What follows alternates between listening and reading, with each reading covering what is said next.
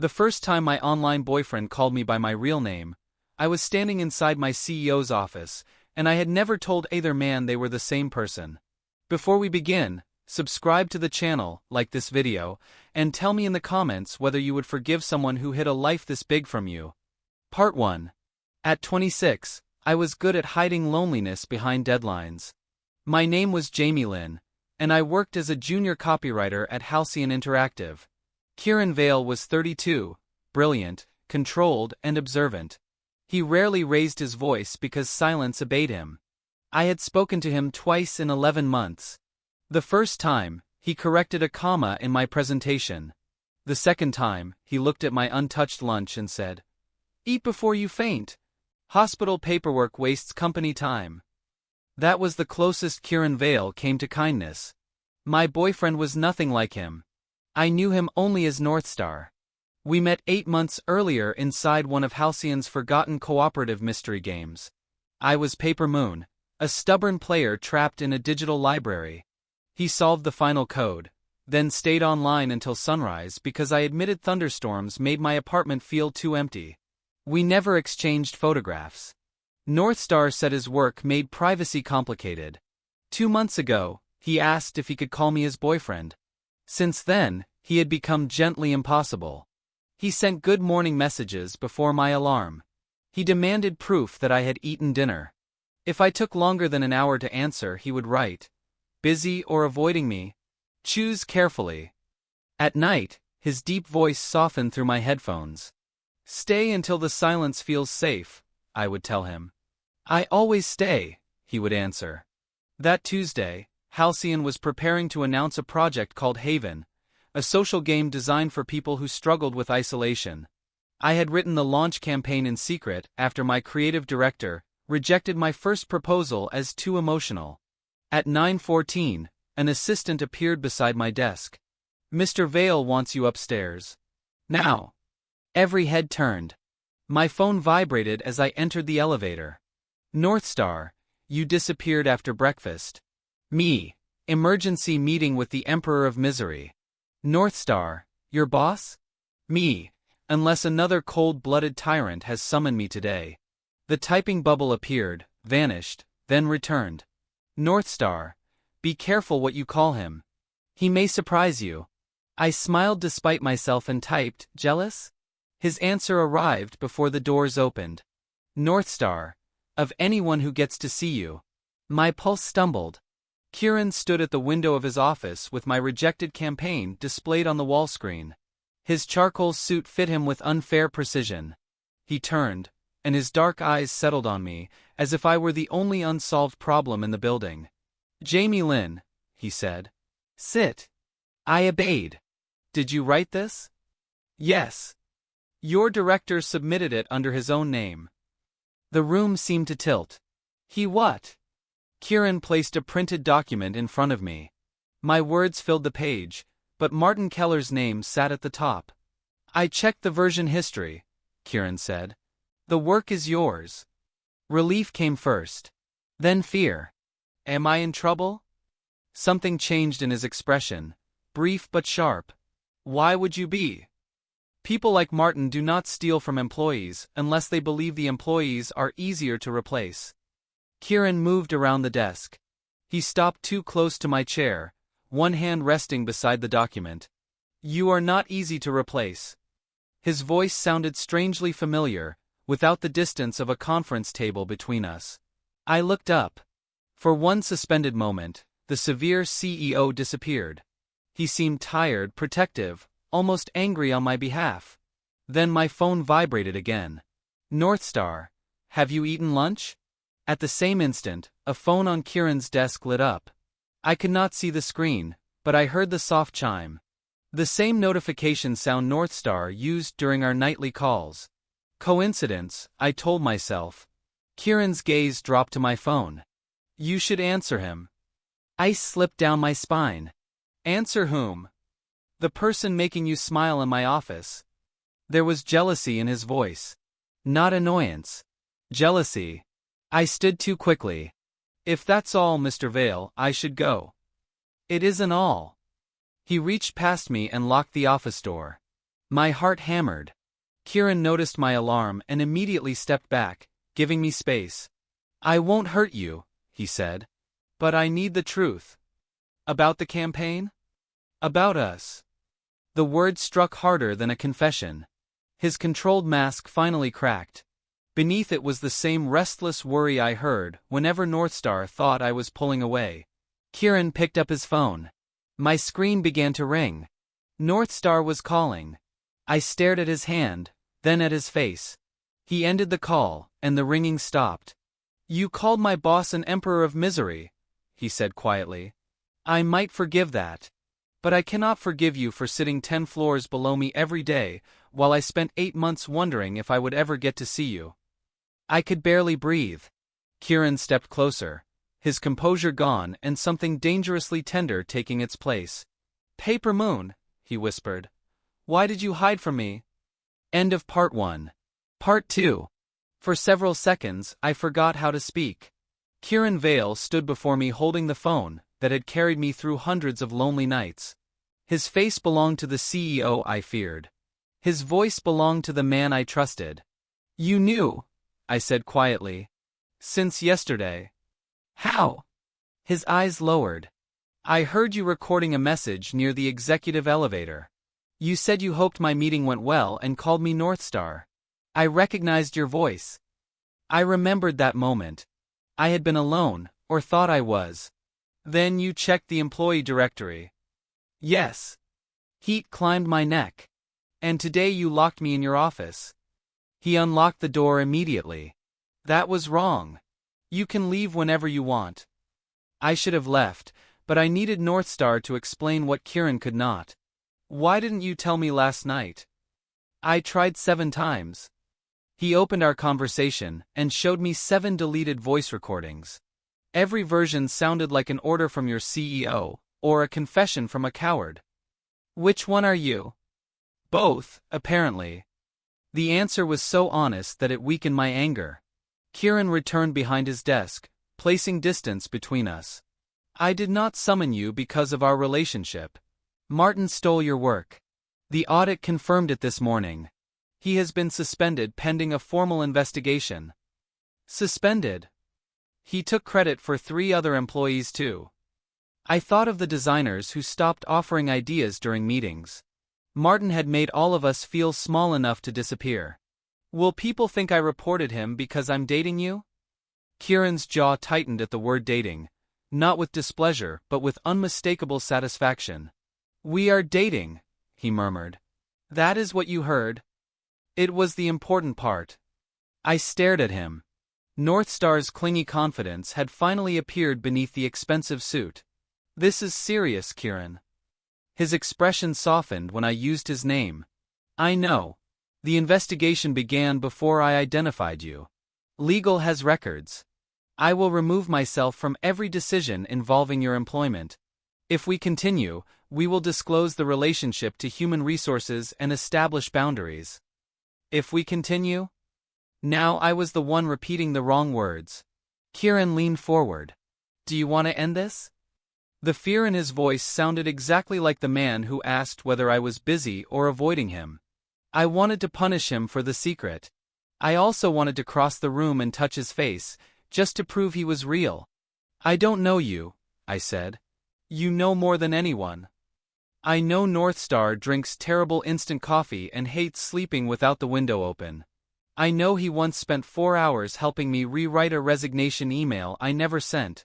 I don't know the man who can change my career with 1 sentence. Then meet him. Kieran took a breath. For the first time, he looked nervous. Have dinner with me tonight. Not as your CEO. As the boyfriend who has been asking you to eat noodles with him for 2 months. You mean the 24-hour diner on Bell Street? Corner booth. Extra chili oil. 1 slice of lemon cake to share, although I intend to order another when you steal most of it. Those were details from a date we had imagined during a midnight call. Hearing them in his office made the fantasy suddenly possible. 1 dinner, I said. No driver. No private restaurant. No executive orders. Agreed. And stop looking so pleased. That condition was not included. I almost laughed. The sound caught in my throat when someone knocked. Kieran's chief of staff, 𝗘𝗦𝗢𝗘, entered after he answered. She was 40, composed, and one of the few people in the company who never seemed intimidated by him. Her gaze moved between us before settling on Kieran. We have a problem. Martin left the building, but not before contacting a reporter. He claims Jamie traded a personal relationship with you for control of the Haven campaign. The hope inside me collapsed. That is a lie, Kieran said. I know. The documentation will clear Jamie eventually. Public opinion may move faster. My phone began vibrating with messages from coworkers. A photograph had already appeared online. It showed me entering Kieran's office that morning beneath a headline, asking why an unknown junior employee had received a private meeting with Halcyon's CEO. Kieran walked toward me. Don't, I said. He stopped instantly. That hurt more than if he had ignored me.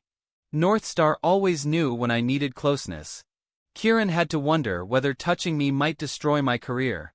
𝗘𝗦𝗢𝗘𝗦 placed a tablet on the desk. The board wants an emergency call. They recommend denying any personal connection. Kieran did not look at the tablet. He looked only at me. I won't call you a liar to protect myself, he said. And if telling the truth ruins everything? Then I will rebuild everything. My phone vibrated once more. This message came from an unknown number. There was no greeting, only a screenshot of Northstar's gaming profile and one sentence beneath it. You think Kieran found you yesterday? Ask him why he created Northstar 3 years before the game was released. I raised my eyes to him. Kieran saw the screen, and every trace of color left his face. End of part 2. Part 3. Explain it, I said. Kieran looked at 𝗘𝗦𝗢𝗘𝗦. Close the door. She obeyed but stayed. Kieran turned his phone toward me. The profile showed Northstar was created 3 years before the game released. Northstar was a test account, he said. I designed the first version of the game before I became CEO. Every developer needed an account to enter unfinished areas and find broken puzzles. So you did not create it for me? I had no idea who you were until we met in the library level. That part was accidental. Staying with you was not. His answer eased one fear while creating another. Who knows this account belongs to you? Only the original development team and 𝗘𝗦𝗢𝗘𝗦. 𝗘𝗧𝗧 was already typing. The message came through a masked service. I will have security preserve every access log. If someone entered the game database, we need to know now. I held out my phone. She photographed the message without taking it from my hand. Could Martin know? I asked. He joined the company after the game launched, Kieran said. He should not. Should not was not the same as could not. The board call began. I waited outside while voices rose behind the glass. I could not hear every word, but I heard my name twice and Kieran say no 3 times. My coworkers kept messaging me. Some asked if I was all right. Others sent links. The photograph had spread across social media, and strangers were already calling me an ambitious employee who had found a faster elevator to the top. I wanted to disappear. Northstar would have told me to breathe. He would have stayed on the line until the noise became manageable. The office door opened, and Kieran came directly to me. The board wants a statement before the market closes, he said. Denying us. Yes. What did you tell them? That my relationship is not theirs to erase. My chest tightened. You cannot risk the company because you feel guilty. I am not doing this from guilt. Then why? He lowered his voice. Because you are my boyfriend, Jamie. I spent months wishing I could hold your hand. I will not finally find you and immediately pretend you mean nothing. The clinginess should have frightened me.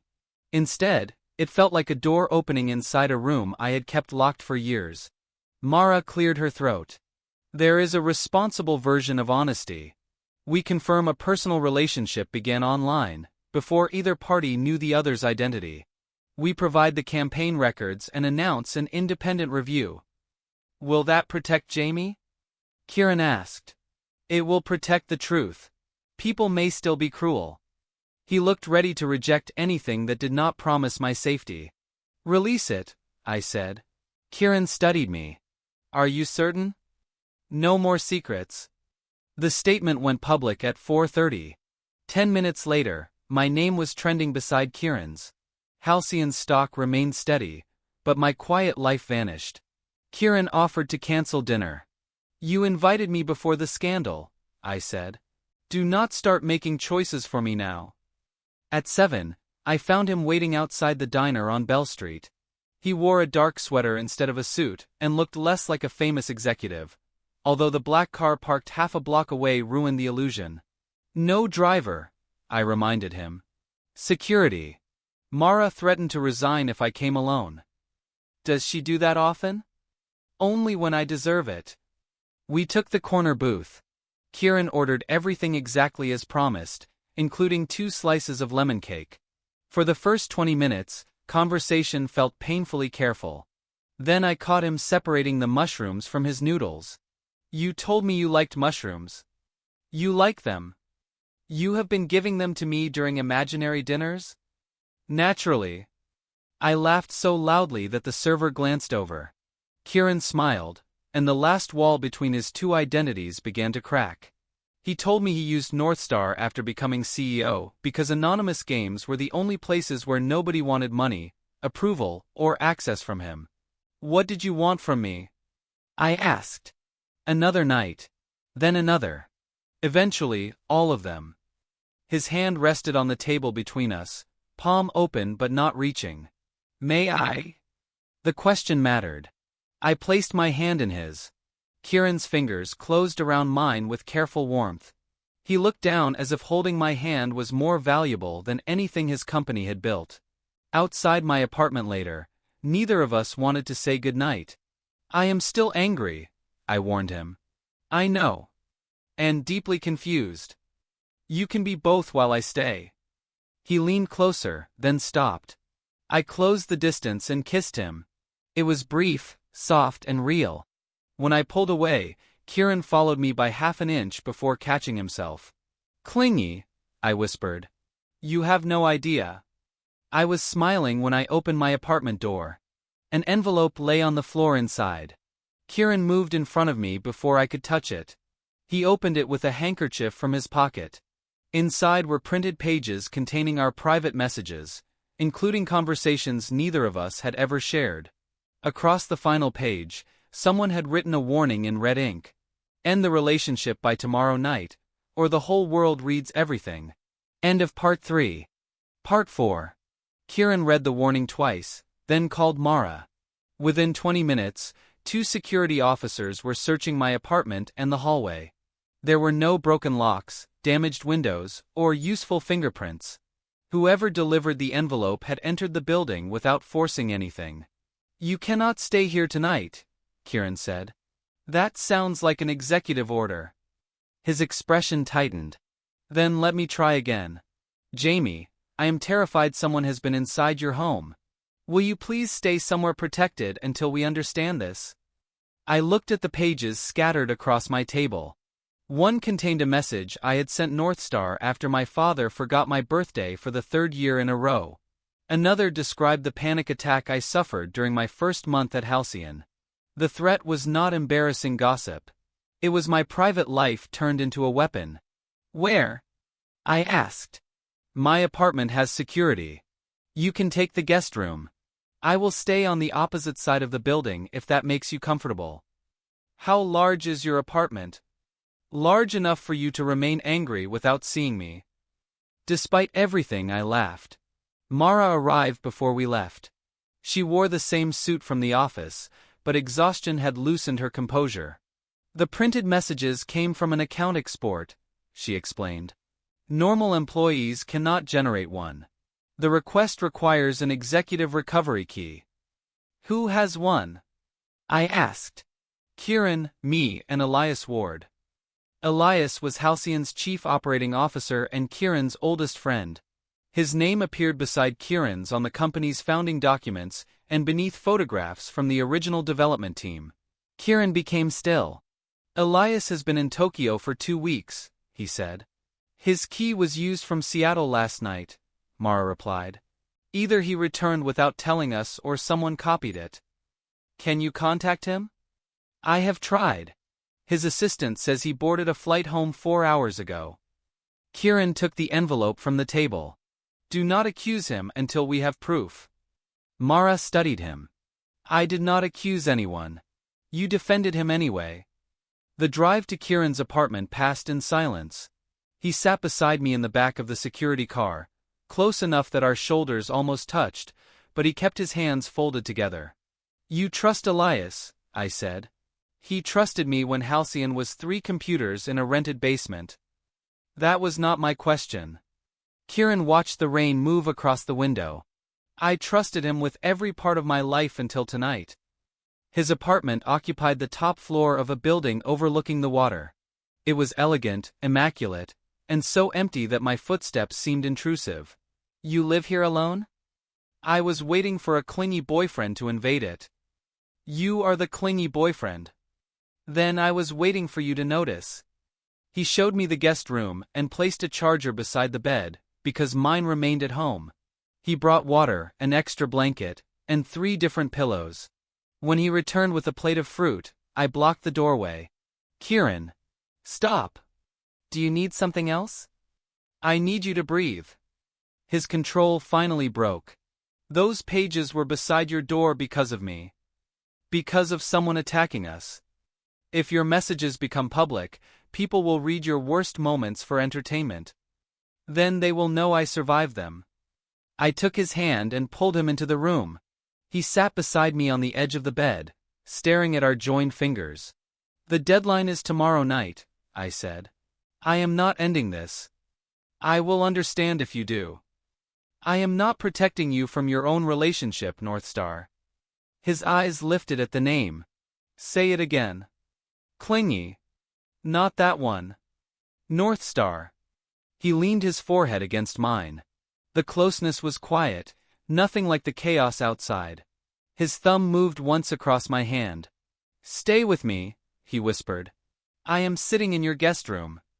I meant after tonight. Before I could answer, the apartment intercom sounded. Mara was downstairs with urgent news. She entered carrying a laptop and a sealed evidence bag. Inside the bag was a second phone recovered from Martin's company car. Martin received 6 payments during the past month, she said. They came through shell companies connected to Victor Sloan. I recognized the name. Victor was the chairman of Halcyon's board, and the investor who had funded Kieran's first game. Why would the chairman pay Martin? I asked. Kieran answered slowly. Victor has wanted me to sell Halcyon for 2 years. I refused every offer. Mara opened her laptop. The buyer made a new offer this morning. If scandal removes Kieran, Victor can force a vote and approve the sale. My relationship was not the true target. I was simply the easiest place to hurt him. Every phone in the room chimed at once. Our private messages had appeared online before the deadline. Someone had altered them to make it seem Kieran knew my identity from the beginning, and secretly ordered Martin to give me the Haven campaign. Another notification followed. Halcyon's board had called an emergency vote to remove Kieran as CEO at 8 the next morning. Kieran read the announcement and reached for my hand. They never wanted you, he said. They wanted my company, and I led them straight to you. End of Part 4. Part 5. Kieran did not sleep. At dawn, I found him in the kitchen wearing yesterday's sweater, reading board documents beside a cup of untouched coffee. Mara had gone to prepare the evidence for the emergency meeting. You need rest, I said. I need 5 votes. You also need food. He looked at me with exhausted amusement. You have been my visible boyfriend for less than a day and already sound like Northstar. I placed toast in front of him. Eat before you faint. Hospital paperwork wastes company time. His surprised laugh warmed the empty apartment. Then I noticed a resignation letter open on his laptop. What is that? Kieran stopped smiling. A way to end the attack on you. If I resign before the vote, Victor loses his reason to keep using our relationship. Or he learns that threatening me controls you. Jamie, your private messages are everywhere. And surrendering will not erase them. He closed the laptop. I cannot watch them destroy you. Then stand beside me while I fight back. Do not turn me into another decision you make alone. Kieran rose and came around the counter. His hands hovered near my waist without touching. I don't know how to love someone without trying to protect him. Then learn the difference between protecting me and controlling me. Pain flickered across his face, but he nodded. Will you teach me? If you stop writing resignation letters before breakfast. That sounds negotiable. I wrapped my arms around him. For one startled second, Kieran remained frozen. Then he held me so tightly that my cheek pressed against his heartbeat. This is excessively clingy, I murmured. File a complaint. With human resources? They already dislike me. At 7:15, Mara called. Technical investigators had recovered the original message records from a protected backup. The altered versions online carried false dates and removed lines. She could prove someone had manipulated them. There was another discovery. Elias's recovery key had been copied from an old development laptop stored in Halcyon's archive. Victor had authorized that laptop's removal 3 days earlier, claiming it was needed for an investor presentation. Kieran tried calling Elias again, but the call went straight to voicemail. The silence unsettled him more than the evidence. He had built Halcyon beside this man, trusted him through every failure, and still could not say with certainty which side Elias would choose. That connects him to the leak, I said. It connects his authorization, Mara warned. Victor will claim an assistant handled it. When we reached Halcyon, reporters crowded both entrances. Kieran wanted me to remain in the car. I opened the door before he could ask. He followed, shielding me from the microphones without hiding my face. We walked into the building together, and for once, his hand in mine did not feel like a secret. The boardroom occupied the highest floor. 8 directors waited around a long table. Victor Sloan sat at the far end, silver-haired and calm, like a man attending a victory he had already purchased. Mr. Lin should not be present, Victor said. Mr. Lin is the employee your scheme defamed, Mara replied. He is here with counsel as a witness. Victor smiled at me. You believe this relationship makes you powerful. It only makes you useful. Kieran stepped forward, but I squeezed his hand. I was useful to you too, I said. That is why you stole my private life. The meeting began with the independent audit. Records proved I created the Haven campaign before Kieran knew I was PaperMoon. The original chats showed Kieran had never offered me a job, promotion, or special treatment. Mara presented Martin's payments and the archive request. Victor denied everything. Then Martin appeared by video from his lawyer's office. Kieran ordered me to place Jamie on Haven, he claimed. When I refused, he invented the plagiarism investigation. My stomach turned. Mara displayed the version history showing Martin had copied my files weeks before Kieran recognized me. Martin's confident expression faltered. You received money from companies linked to Victor, Kieran said. Consulting fees. For what advice? Martin looked toward someone outside the camera and ended the call. The board took a short recess before voting. Kieran and I waited alone in a conference room. If they remove me, your job remains protected, he said. The independent committee will supervise your department. I am worried about you, not my title. His gaze softened. Nobody has said that to me in years. Get used to it. He touched my face carefully. Stay tonight. Not because of security. Because I want to wake up and know this was real. Guest room. Whichever room makes you comfortable. I kissed him before he could become more nervous. Mara opened the door. They are ready. We returned to the boardroom as another man entered from the opposite side. Elias Ward had arrived directly from the airport. Kieran released my hand and embraced him. Tell them about your recovery key, Kieran said. Elias looked exhausted. It was copied. I never authorized the export. Victor demanded the vote proceed. 4 directors voted to keep Kieran. 3 voted to remove him. Victor raised his own hand, making the count equal.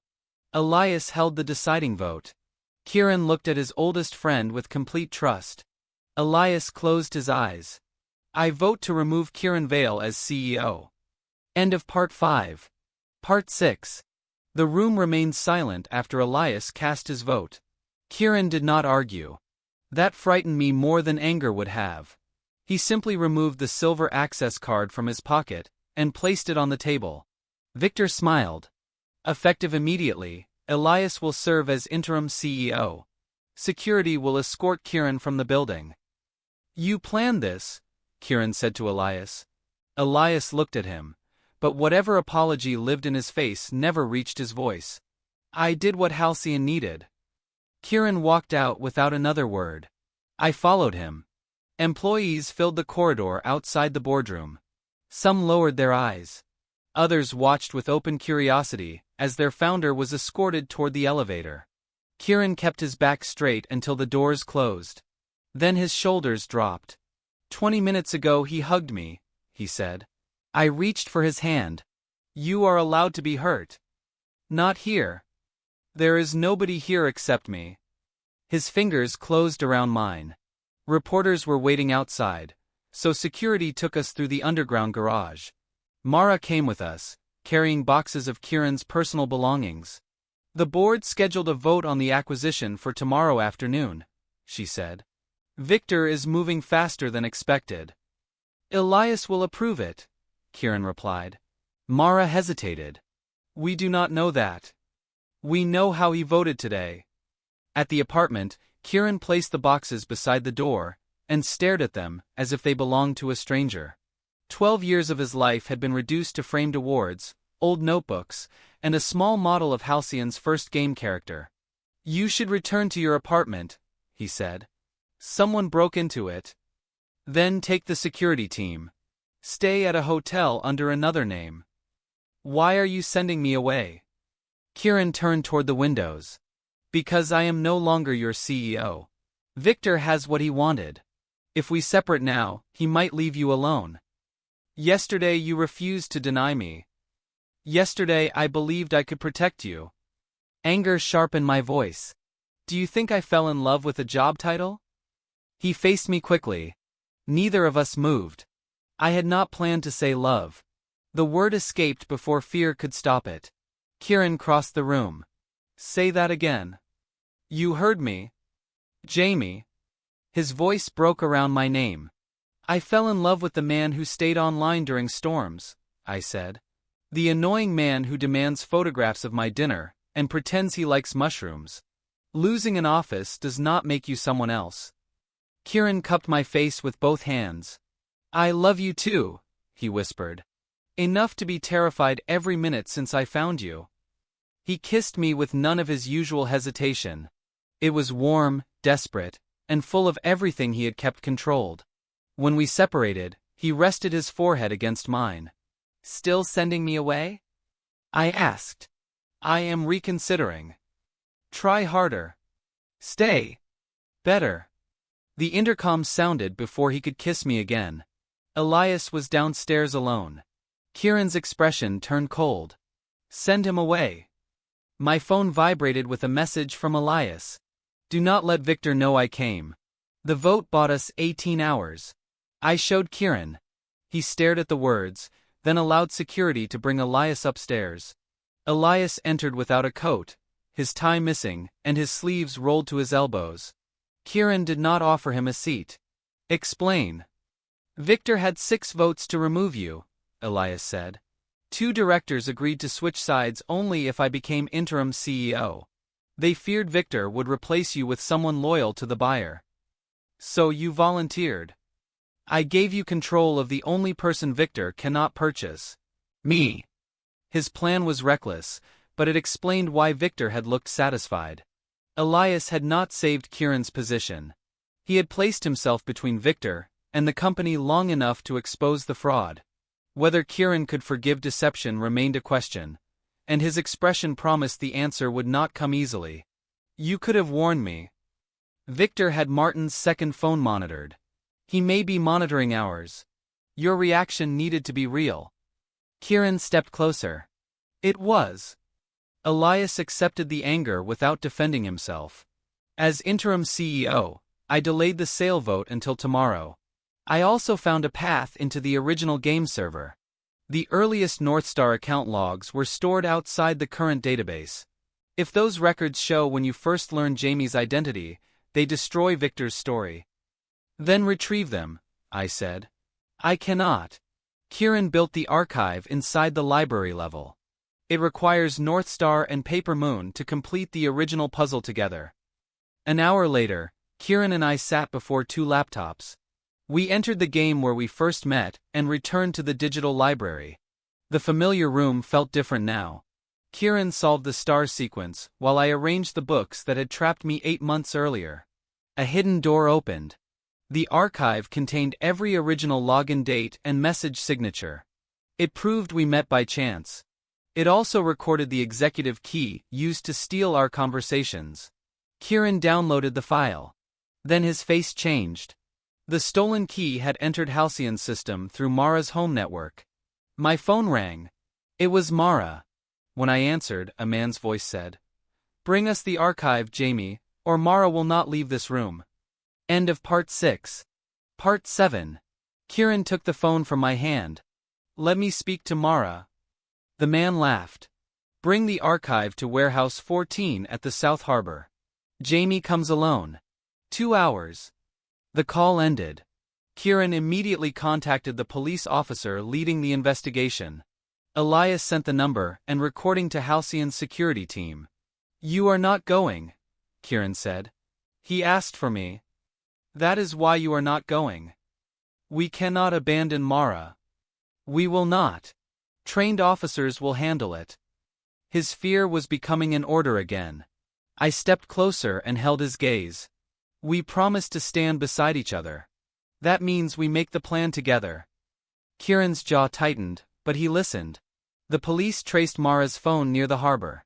They believed the caller was Martin, because his lawyer had reported him missing after the board meeting. Officers would surround the warehouse while I delivered a false archive drive containing a location tracker. Kieran rejected the plan 3 times. On the 4th, I took his hand. "Trust me." "I trust you," he said. "I do not trust anyone near you." "That is almost progress." "It feels terrible." Elias prepared the false drive. The real archive was copied to 3 secure locations and sent to the authorities with evidence of Victor's payments. Rain covered the harbor when we arrived. Kieran remained in an unmarked police van, furious and silent. A small receiver hidden beneath my collar allowed him and the officers to hear everything. Before I left the van, Kieran caught my wrist and pulled me back. He pressed a kiss to my forehead, then another to my mouth. His control was gone, leaving only fear. "Come back to me," he said. "That is the plan." "Promise." "I promise." He released me slowly, as if every finger had to be convinced. I understood then that trusting me did not make him less afraid. It simply meant he allowed me to walk forward despite that fear. For a man who controlled an empire by anticipating every danger, letting someone choose his risk might have been the hardest kind of love. Warehouse 14 smelled of salt and engine oil. Mara sat in a chair near the center of the empty building. Her hands were tied, but she appeared uninjured. Martin stood behind her holding her phone. "Show me the drive," he said. I raised it. "Release Mara first." "You do not give orders here." "Victor gave you orders, and now he is letting you take the blame." Martin's face changed. "Victor promised protection. He reported your payments as unauthorized withdrawals this morning. He is building a case that you acted alone." That information came from Elias, but Martin did not know that. "You are lying." "Call him." Martin stared at me before dialing a number. Victor answered on the 3rd ring. "I have the archive," Martin said. "I need confirmation that the money and escape arrangements are ready." Victor's reply came through the speaker. "You were paid to destroy it, not hold a conversation. Finish the work and disappear." Martin's hand began trembling. "The police know about the payments." "Then you should have been more careful. Do not contact me again." The line went dead. Martin looked broken rather than dangerous. Mara saw it too. "Let us leave," she said calmly. "Give the police that recording and tell them everything. Victor cannot protect you, but the truth might." For a moment, I thought he would surrender. Then a metal door slammed behind me. 2 men entered from the loading area. They were not police officers. One reached inside his jacket. Kieran's voice exploded through my hidden receiver. "Down, Jamie." I dropped as the warehouse lights went dark. Officers entered from 3 sides. Shouts echoed through the building. Someone grabbed my arm, and I struck blindly until the grip disappeared. Then Kieran was beside me. "Are you hurt? You were supposed to stay in the van." I lasted longer than expected. He checked my face, shoulders and hands before pulling me against him. "Excessively clingy," I breathed. "File every complaint tomorrow." The police arrested Martin, and the 2 men Victor had sent to recover the drive. Mara was freed. More importantly, Victor's recorded instruction and the men's messages connected him directly to the theft, blackmail, and altered records. By morning, Victor was taken into custody outside Halcyon's headquarters. The acquisition vote was cancelled, and every news channel replaced our private messages with footage of the chairman entering a police car. Kieran, Mara, Elias, and I returned to the boardroom shortly before noon. The remaining directors apologized to Kieran and voted to reverse his removal. Relief moved through me until the lead director placed a document on the table. "There is one condition," she said. "The scandal exposed a serious conflict of interest. Jamie cannot remain a Halcyon employee while maintaining a relationship with the CEO." Kieran did not touch the document. The independent audit cleared him. "The public may accept the facts, but shareholders need certainty. Jamie may keep his position if your relationship ends. Otherwise, he must resign before you return as CEO." Kieran looked at me. I could see the answer forming in his eyes, but I also saw 12 years of work waiting on the table. The director pushed a pen toward him. "Choose Halcyon or choose Jamie. You cannot keep both." End of Part 7.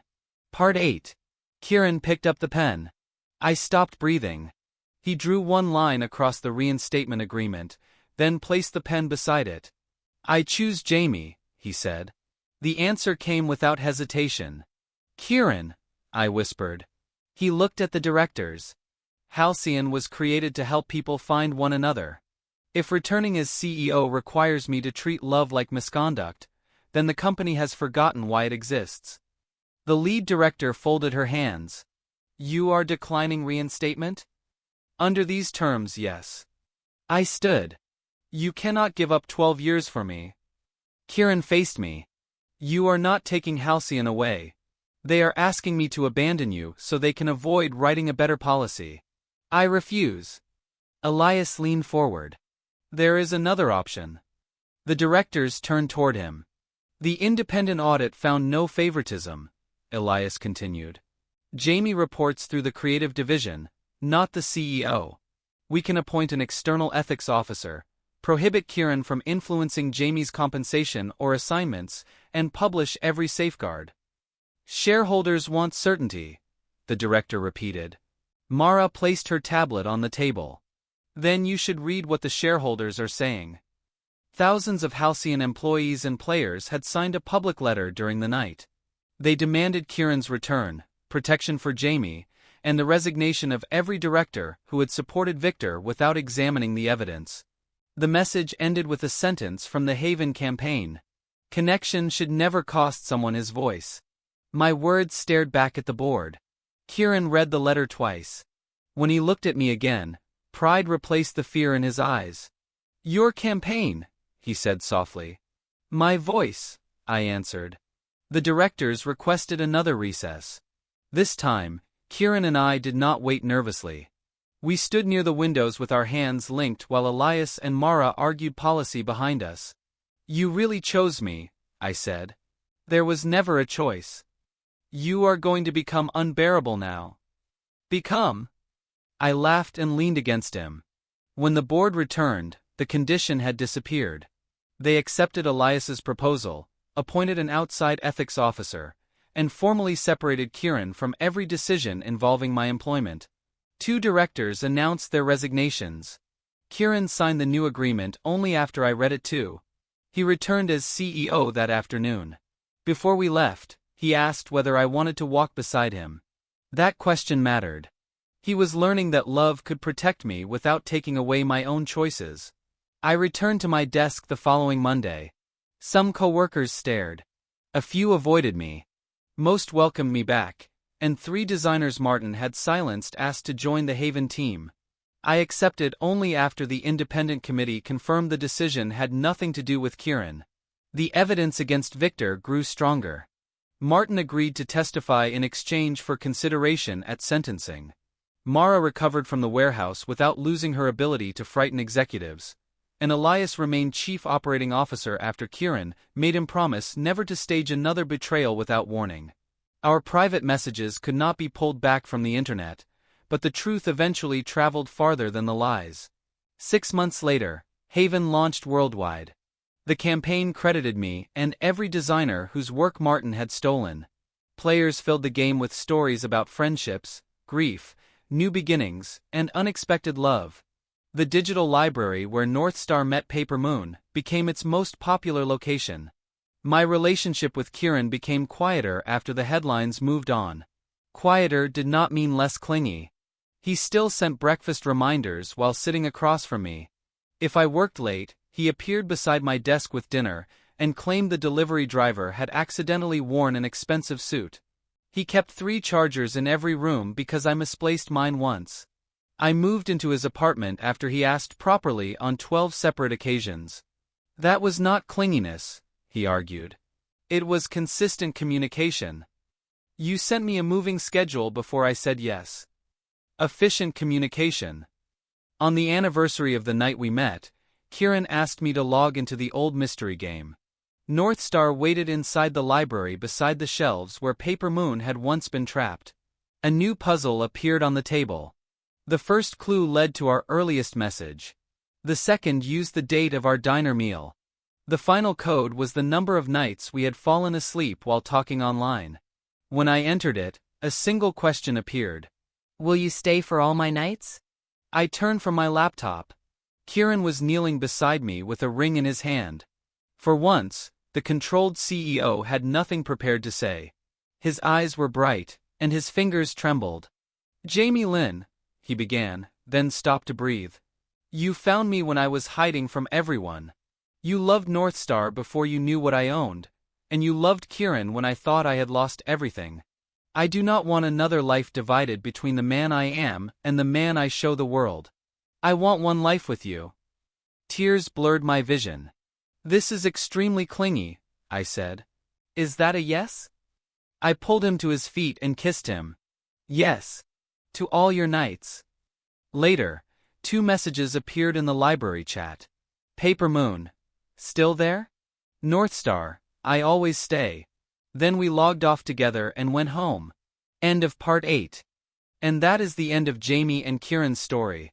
Their love began behind 2 anonymous usernames, survived betrayal and impossible choices, and finally gave them a home where neither of them needed to hide. If you enjoyed this BL story, please give the video a like and subscribe to the channel for more emotional love stories.